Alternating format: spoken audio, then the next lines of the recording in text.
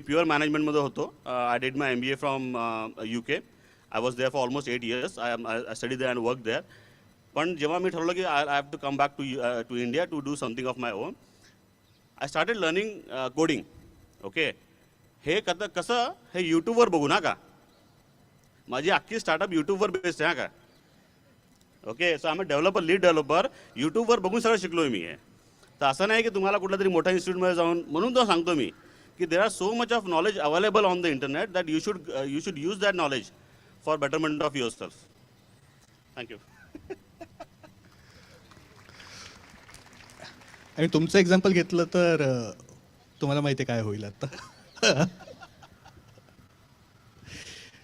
आजच्या कार्यक्रमाचा सगळ्यात जो स्ट्रॉंग पॉईंट आहे तो म्हणजे आम्ही ज्यांना बोलवू शकलो आणि ज्यांनी आमच्या शब्दाला मान राखला ते आले. पण आम्ही जास्त आमची जी नेट आहे ती अशी वाईड कास्ट केली नव्हती.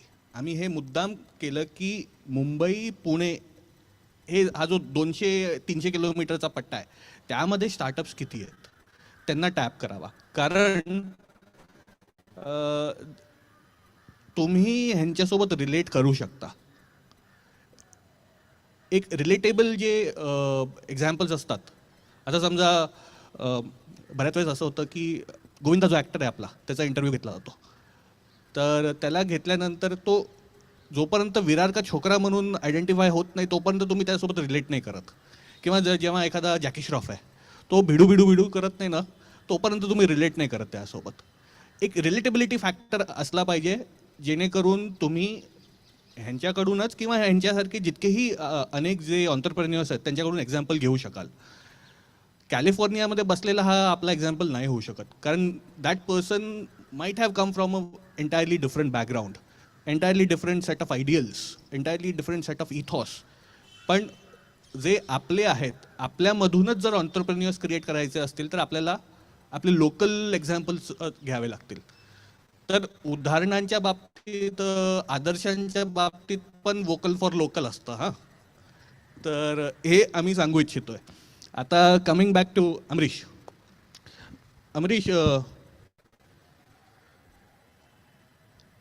सर्क्युलर इकॉनॉमी, बायो इकॉनॉमी हे असे जे शब्द आहेत ते सर्वांना इंटरेस्टिंग वाटतात. ज्यांना ज्यांना पैशामध्ये इंटरेस्ट आहे त्यांनासुद्धा. म्हणजे जे कॉमर्समध्ये आहेत, जे आर्ट्समध्ये आहेत. आता समजा एखाद्याला सुंदर मुंबईचं चित्र काढायचं असेल, म्हणजे क्रिएटिव्हिटी म्हणून तुम्ही मुंबईच्या पाण्याला निळं दाखवू शकता, हां, किंवा पिंक दाखवू शकता. तुम्ही तो टोन सिपिया टोन वगैरे केला तर येल्लो पण दाखवू शकता. पण वास्तविकतेमध्ये there are people from the arts who are interested in circular economy. There people from commerce industry. एक प्रश्न विचारला गेला होता दुपारीच, तर त्याच्यामध्ये पण कॉमर्समधल्या लोकांना पण इंटरेस्टेड आहे. तर पण तुम्ही आहात मायक्रोबायोलॉजिस्ट, सगळ्यात किचकट सायन्स. म्हणजे ते पेट्री प्लेटमध्ये मायक्रो ऑर्गॅनिझम्स ग्रो करायचे म्हणजे एखाद्याचा तर आगार कापलाच जातो. म्हणजे तर स्ट्रिकिंग ते वेगळंच स्किल आहे. ते म्हणजे ते कथ्थक आणि भरतनाट्यमसारखी स्किल आहे ती. तर in that case how should a person from economics or from the commercial side of the world, आणि मुंबई ही फायनान्शियल कॅपिटल, कमर्शियल कॅपिटल आहे, इथल्या लोकांना, आणि इथे इंडस्ट्री बेस्ड आहे. इंडस्ट्री टाटाज म्हणा, बिर्लास म्हणा, they are all going for net zero emissions, they are going for cleanups. त्यांना एफ्लुएंट्स कमी करायचे आहेत and they are very money minded, which is rightful in there place. अशा लोकांना कसं तुम्ही तुमच्यामध्ये सामावून घ्याल तुमच्या क्षेत्रामध्ये? दोन गोष्टी. एक तर मुंबईत फारशी इंडस्ट्री राहिली नाही आहे. सगळ्या फॅक्टरी ज्या मॅन्युफॅक्चरिंग सेक्टर जो आहे तो मुंबईच्या बाहेर पळालेला आहे आणि हळूहळू अनफॉर्च्युनेटली महाराष्ट्राच्या बाहेर पण पळतो आहे. एक जो प्रश्न होता ग्रासरूटवाला, मी थोडं बोलू इच्छितो की कचरा हा घरोघरी बनतो, दुकानात बनतो, हॉटेलात बनतो, फॅक्टरीत बनतो. आणि त्या कचऱ्याला ॲज अ सबस्ट्रेट वापरून आपण काही गमतीशीर करू शकतो का? उदाहरणार्थ आम्हाला एक प्रोजेक्ट मिळाला नीती आयोगाकडून. आम्ही ब्रुवरी इंडस्ट्री, जे बियर जिथे बनते, ब्रुवरी इंडस्ट्रीपासून च्या वेस्टपासून जे स्पेंड ग्रेन वगैरे असतं, फेकलेलं धान्य असतं, we are trying to make artificial sweetener. We are making artificial sweetener. जे आपण वापरू शकू परत, ज्यांना डायबिटीज झालं आहे, गोडपणा वाटतं, तर असं molecules which are sweetening agents. कचऱ्याला बेस वापरून आपण using bacteria can we make something interesting. आणि हे फक्त मोठ्या इंडस्ट्रीबद्दल नाही आहे बरं, म्हणजे घरोघरी पोळी भाजी करणारे असतात किंवा तेल छानणारे लोक असतात, आपले इडलीवाले वडावाले, त्या तेलापासून यूज कुकिंग हे खूप पॉप्युलर हा एक अँगल आहे की and there are people who are doing it. Use cooking ऑइलला आपण बायोडिझेल बनवू शकतो का? जे तेल फेकतात त्या तेलाला वापरून तुम्ही विकत घ्या ना, वापरलेलं तेल विकत घ्या, you convert into biodiesel आणि मिक्स करा पेट्रोलमध्ये तुमच्या. त्या फेरीवाल्याला पण एक्स्ट्रा पैसे मिळतील. अगदी ग्रासरूट आहे आपल्यासमोर इडलीवाला वडेवाला, त्याला एक्स्ट्रा पैसे मिळतील ते वापरलेलं तेल विकून. तो 10 वेळा तेल ते वापरणार नाही. आपल्या आरोग्याला फायदा होईल, कारण जर ते तेल त्यांनी 10 वेळा 20 वेळा वापरलं तर ते सगळे जे काही आहे ते आपणही खात असतो आणि आपल्याला वडे आवडतात, अमुक जोशांचे वडे आपल्याला आवडतात किंवा चितळ्यांची भाकरवडी आपल्याला आवडतेच. ते मी खाणं म्हणजे आवश्यकच असतं, ते नाही खाल्लं की महापाप. पण म्हणजे पण जर त्यांना आपण जर एक्स्ट्रा एक इन्कम देऊ शकलो तर ते तेल वारंवार वापरणार नाहीत. दिस इज वर बायोलॉजी कम्स इन. आपण सायन्सवाल्यांचं एवढंच काम असतं की त्या तेलापासून हे बनवून देणे. सायन्स आमचे बेसिक म्हणजे माझ्यासारखे लोक आहेत जे बेसिकली सायंटिस्ट आहेत, पण अंगातल्या किड्यामुळे त्यांनी एंटरप्रेन्योरशिप केलेली आहे. अगेन मी पण वसईलाच असतो, त्यामुळे मी पण वसईलाच माझी फॅक्टरी टाकलेली आहे. मी पण पवईला वगैरे किंवा इथे गेलो नाही. वसई आमची बरी आहे, छान आहे, खूप सुंदर आहे. तर it is possible to do it. We need people from arts और कॉमर्स ज्यांचा पब्लिक आउटरीच रिलेशन्स चांगले असतात किंवा ते स्किल्स त्यांनी डेव्हलप केलेले असतात. उदाहरणार्थ आर्ट्सवाला एक विद्यार्थी तो खूप छान बोलू शकतो. आता आम्ही जेव्हा एक बोलतो, म्हणजे मला खूप तासावं लागतं आहे to come into a plain way जिथे नॉन टेक्निकल माणसाशी सुद्धा मी एका कम्फर्ट लेवलवर बोलू शकेन. परंतु तेच जर मी एका आर्ट्सवाल्याला शिकवू शकलो in a close classroom, he will be having better skills to communicate with people. आर्ट्सवाल्यांचा कॉमर्सवाल्यांचा जो इनपुट लागणार आहे सायन्सला, हे पहा, सायन्स किंवा मॅन्युफॅक्चरिंग ही इकॉनॉमीची राणी आहे. सर्व्हिस बेस्ड इकॉनॉमीपासून भारताला मॅन्युफॅक्चरिंग बेस्ड इकॉनॉमीवर जाणवं लागणारच आहे. चायनानी तेच करून वरती गेलेले आहेत. आपण we have try to skip that step, पण आपण फार जास्त वेळ लपवू शकणार नाही. अर्थव्यवस्थेची राणी जी आहे ती मॅन्युफॅक्चरिंग असते, आणि मॅन्युफॅक्चरिंग आलं म्हणजे टेक्नॉलॉजी सायन्स आलं. आणि if science or scientist or technologist are good at their job, तुम्ही चांगलं प्रोडक्ट बनवा, चांगल्या प्रकारे बनवा, त्यांना लोकांपर्यंत पोचवणे. कसं पोचवायचं, त्याला आयडेंटिफाय कसं करायचं. एक्झाम्पल घ्या, म्हणजे बरेचसे ॲड एजन्सीज असतात. ॲनासिन, बरेचशा, मी ब्रँडचे नावं घेत नाही, जाऊ दे, प्लेसमेंट होऊन जाईल. पॅरासिटेमॉल जेनेरिक नाव आहे. तर सगळ्यांना माहिती आहे की 500 mg खाल्ली, 750 mg खाल्ली की ताप कमी होतो वगैरे वगैरे.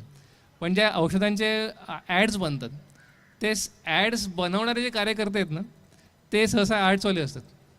आणि सायन्स आणि आर्ट्सच्या मध्ये जे आर्टिस्ट लोकांना समजून सांगणारे जे एक नवीन एक व्यवसाय बनवून गेलेला आहे ॲड एजन्सीजमध्ये, की जो त्या ग्राफिक आर्टिस्टला समजावून सांगतो की बाबा रे काय दाखवायचं तुला, म्हणजे काही दाखवू नको, जे काही दाखवशील ते सायन्सला धरून असलं पाहिजे. कम्युनिकेटिंग सायन्स विथ पब्लिक, इथे आर्ट्सच्या विद्यार्थ्यांचा फार मोठा हात आहे आणि सहभाग अपेक्षित आहे. कारण सायंटिस्ट्स जर ते करायला लागलं मग सायन्स कोण करणार. आणि ती मूळ वृत्ती पण तशी नसते. म्हणजे एक डीप डाईव्ह मारायची सवय जी असते प्रत्येक सायंटिस्टला, की ज्याला काय म्हणतात त्याला, म्हणजे एकाच विषयात खोलवर उडी मारून काहीतरी एक मोती काढणं बा, त्यांनी ते करावं की त्यांनी प्रबोधन करावं. तर त्यांनी ज्याला जे येतं त्यांनी ते करावं. जो चांगला बोलू शकतो, जो ज्याची चांगला मॅनेजमेंट स्किल्स चांगले आहेत, जो चांगला ग्राफिक डिझायनर आहे, if you can make some better graphics with AR. आता मला दाखवायचं आहे की, म्हणजे आमचं एक प्रोडक्ट आहे एफ्लो प्युअर नावाचं. 37 वेगवेगळे बॅक्टेरिया आहेत. 37 बॅक्टेरिया आम्ही टाकतो वेस्ट वॉटर ट्रीटमेंटमध्ये. ते 37 बॅक्टेरिया आपसात काय काय करतात हा आपला स्वतःमध्ये एक खूप इंटरेस्टिंग विषय आहे. की this 37 bacteria are speaking with each other, आणि त्यांच्या त्या बोलण्यामुळे प्रदूषण कमी होतं आहे. The way I see it as a scientist, म्हणजे मला ते दिसतं बॅक्टेरिया बोलत आहेत. आणि बॅक्टेरिया पण बोलत नाहीत, त्यांच्यातले जीन्स एकमेकांशी बोलत आहेत. बॅक्टेरिया हे फक्त साधन आहे, शरीर फक्त साधन आहे.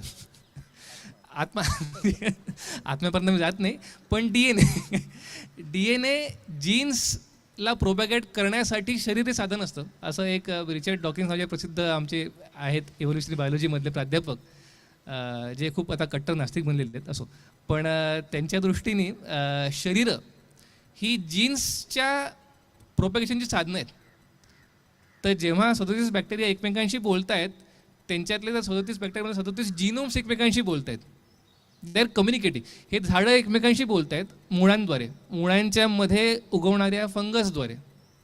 आपल्या पायाखाली जिथे आपण उभे आहोत, कमीत कमी 100 किलोमीटर लांबीचे फंगसचे दोरे आहेत आपल्या प्रत्येक पावलाखाली, आणि ते सगळे या सगळ्या झाडांना एकमेकांशी जोडत असतात. जर या झाडाला मॅग्नेशियम कमी पडत असेल तर इकडून मॅग्नेशियम तिकडे जाईल. हे ऑलरेडी आहे निसर्गामध्ये. वी आर फिगरिंग आउट ते एकमेकांशी बोलतात कसे. Similarly we are figuring out how those 37 bacteria are communicating with each other, with results in decrease of pollution. आता हे जर मला माझ्या क्लायंटला समजावून सांगायचं आहे, जो माझ्यासारखा नसेल, सायंटिस्ट नसतोच, म्हणजे खूप वेळा नसतो, कारण आमचे क्लायंट कोणी फार्मावाला आहे, कोणी टेक्स्टाईलवाला आहे, कोणी डायवाला आहे, कोणी पिगमेंटवाला आहे, कोणी STPवाला आहे. आर्ट्स आणि AR अशा संदर्भाने जर आपण त्यांना एक मार्केटिंगमध्ये आपण जर वापरू शकलो तर खूप मोठ्या, म्हणजे आपला म्हणजे विज्ञाननिष्ठ व्हा आपण म्हणतो, किंवा हे खूप काय, हे खूप शे वाक्य फेकायचे वाक्य ते, की सगळ्यांनी विज्ञाननिष्ठ असलं पाहिजे वगैरे वगैरे. People don't know what scientific attitude is, because आपण त्याचं शिकवलेलं नाही आहे. कारण एव्हिडन्स बेस्ड कसं आहे काय, जर आपण हे सायन्स जे आम्ही लॅबमध्ये करतो आहे ते आर्ट्सच्या विद्यार्थ्यांच्या इनपुटच्या सहाय्याने आपण जर जनमानसांपर्यंत पोचू शकलो, फॉरगेट जनमानस, आमच्या क्लायंटपर्यंत पोचू शकलो as a marketing strategy, as a marketing tool, तिथे फार मोठे आम्हाला आमचा लकीव आहे तो, जे we don't have such people who can explain science to masses or to our clients. आर्ट्सच्या विद्यार्थ्यांचा सगळ्यात मोठा सहभाग जो असणार आहे किंवा अपेक्षित आहे तो हाच आहे. कॉमर्सचा पण सेम आहे.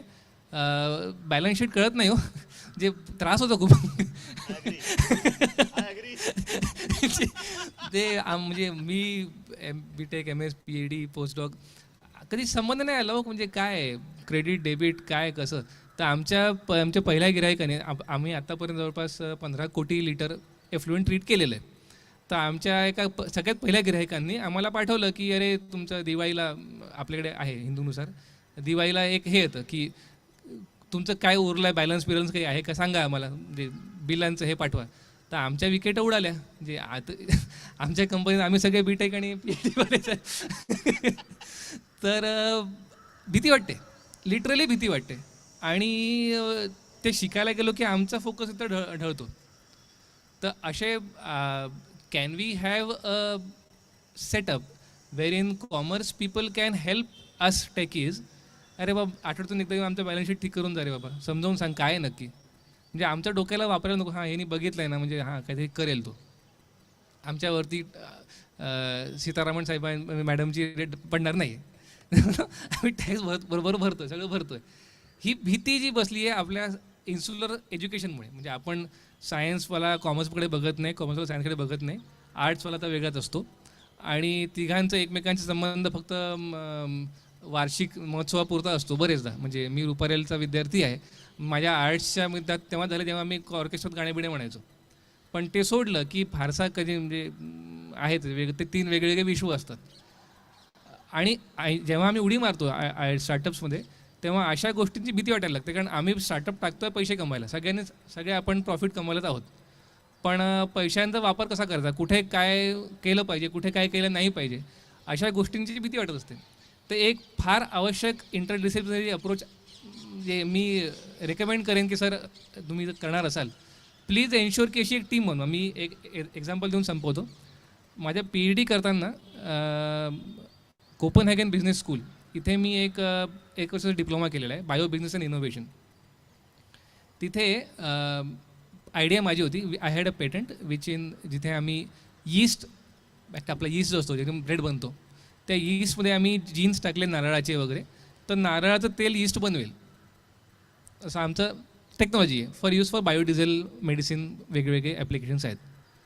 आम्हाला एक टीम दिलेली, एक MBA करणारी मुलगी होती, एक MA इकॉनॉमिक्स करणारा मुलगा होता, एक माझ्यासारखी MTech करणारी सायंटिस्ट होती आणि एक ग्राफिक आर्टिस्ट होती. They Copenhagen business school made a team of this 5 of us to commercialise my technology. तेव्हा मला कळलं की अरे हे असंही काही असतं बुवा. असं जर आपण म्हणजे आपल्याकडे हा सुदैव आहे की साठे कॉलेज आहे किंवा रुपारेल रुईया वगैरे कॉलेजेस आहेत, असे तिन्ही डिसिप्लिन्स एका छताखाली आहेत. सहसा बाहेर या ठिकाणी बिल्डिंग्स वेगवेगळे असतात किंवा कॅम्पसच वेगवेगळे असतात. आता साठे कॉलेजमध्ये तिन्ही डिसिप्लिन एकाच कॅम्पसमध्ये आहेत. घ्या ना, 2 मुलं इकॉनॉमिक्सवाले घ्या, 2 मुलं आर्टिस्टवाले घ्या, 2 मुलं एक मराठी लिटरेचरवाला घ्या, जो छान बोलू शकतो, लिहू शकतो, जे काही करू शकतो, आणि सायंटिस्ट आहेच. राणी सायंटिस्ट आहे. कॅन सच ग्रुप्स ह्यांना मिळून एक असाइनमेंट्स देता येईल का?